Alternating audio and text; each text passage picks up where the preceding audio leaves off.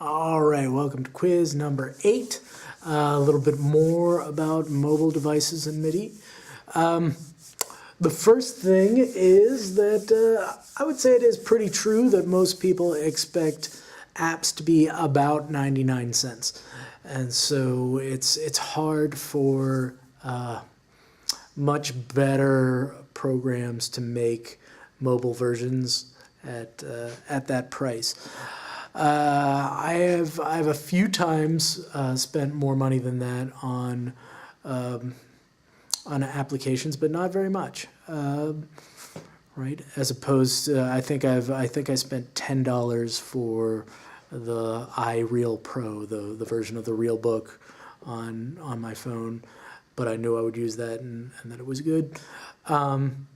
But yeah, compare that to on computers and laptops, I've spent thousands of dollars on programs. So there's that. The next thing, the difference between a controller and the control surface. A controller is a keyboard, whereas the control surface is more like the mixing board. That's the C24 if it's controlling the whole DAW. Okay, so then the next question we had was about the differences between a DAW and the sequencer. So a sequencer will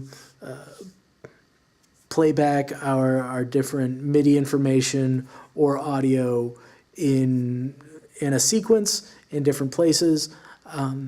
But at this point, in order to be a DAW, you need to have a sequencer. And there's really no use to have an external sequencer anymore. So DAW, sequencer, sequencer, DAW are sort of merging together.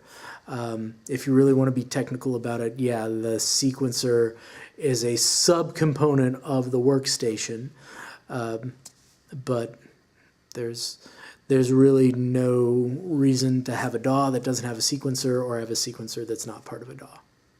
Okay? All right.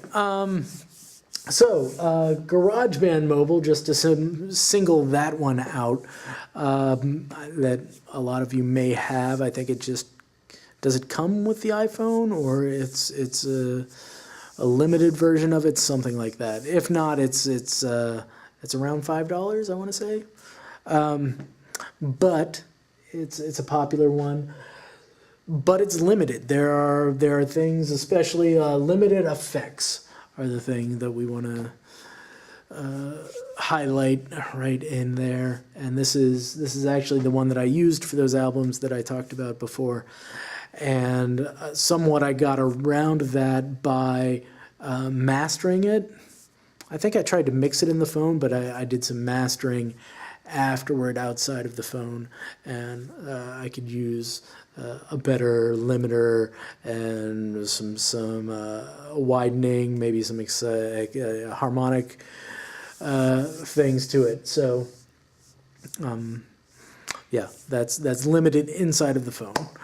And the last thing, if you are going to be working in iPads or phones or mobile devices, I've suggested before to use an external controller, and that's going to give you a lot more options and way of doing that. But in order to know if the MIDI is actually getting from that controller to your device, you're probably going to want to have one of these MIDI monitoring devices, and it just shows you the incoming MIDI data, right? If whatever the connection is, whether it's Wi-Fi or a cable, if the problem is somehow from there getting from one to the other, we want to know that. And that's where this app can come in, and it can tell you either, no, I'm not getting any signal, or yes, I am getting signal. The problem must be inside of the app. Okay. Thank you very much, and I'll catch you soon.